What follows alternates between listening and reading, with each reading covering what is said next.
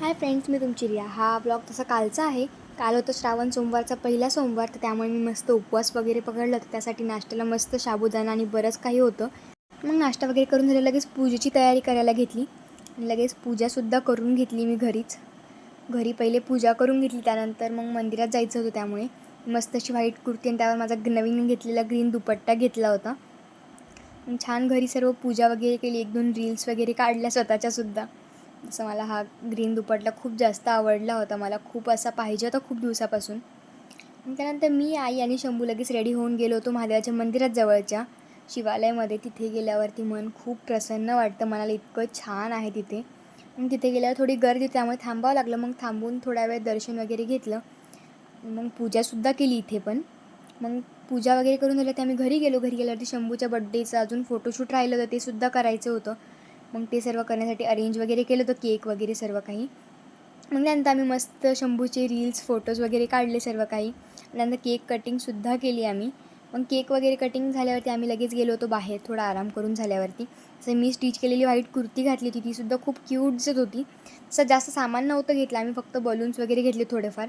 मग मी माझे काही सिनेमॅटिक शॉट घ्यायचे होते, ते सर्व काही व्हिडिओ वगैरे घेतलं. कारण शंभूच्या अकाउंटवर टाकण्यासाठी वेगळे फोटोज वगैरे सुद्धा घ्यायचे, ते सुद्धा घेतले. मग तशी व्हाईट कुर्ती मला कशी दिसते मला कमेंटमध्ये नक्की सांगा. फोटोशूट करता करता मध्येच पाऊस यायला लागला होता. मग आम्ही थांबावं लागलं, कारण मला पावसात कपडे ओले होत होते, त्यामुळे आम्ही लगेच थांबलो होतो. असं पाऊस आल्यावर वातावरण खूप छान झालं होतं. मग पाऊस गेल्यावरती मी राहिलेलं शूट वगैरे कंप्लीट करून घेतलं, शंभूचं, आई आणि पप्पाचं दोघांचंसुद्धा. तसं शंभूला हे शर्टसुद्धा खूप गोड दिसत होतं. आम्ही त्याच्या बड्डेच्या शॉपिंगच्या टाईमला घेतलेलं होतं शंभूसाठी शर्ट. मग तिथे छान रील शूट वगैरे सर्व काही झाल्यावरती आम्ही गेलो होतो जवळच्याच महादेवाच्या मंदिरात. तर ते जास्त दूर नाही आहे, 20 किलोमीटरच्या जवळजवळ आहे. तुम्ही बघू शकता शंभूला विंडोच्या तिथे बघायचं, त्यासाठी तो किती मस्ती करतो कारमध्ये.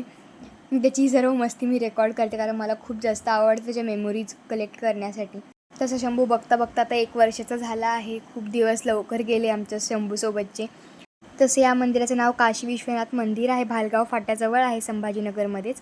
मंदिरमध्ये एंटर करताच तिथे नंदीजीची छानशी मूर्ती वगैरे आहे, खूप मोठी मूर्ती आहे. मग थोडं मंदिरचं जाण्यासाठी खाली उतरावं लागतं. तुम्ही बघू शकता किती मोठी महादेवाची पिंड आहे इथे, खूप छान सजवलेलं असतं रोजसुद्धा. मग आम्ही वरती गेलो, वरती विठ्ठल रुक्मिणीचं दर्शन वगैरे घेतलं. गणपतीची सुद्धा मूर्ती होती आणि त्याचबरोबर साईबाबाचं सुद्धा दर्शन घेतलं. मग दर्शन वगैरे घेऊन आम्ही बाहेर आलो. बाहेर आल्यावर छानशी मी 1-2 व्हिडिओज वगैरे क्लिक केले स्वतःचेसुद्धा. कारण मला ही कुर्ती इतकी जास्त आवडली आहे ना, मला खूपच छान दिसतो हा कलरसुद्धा. आणि माझी पर्सनली फेवरेट अशी ही कुर्ती झालेली आहे.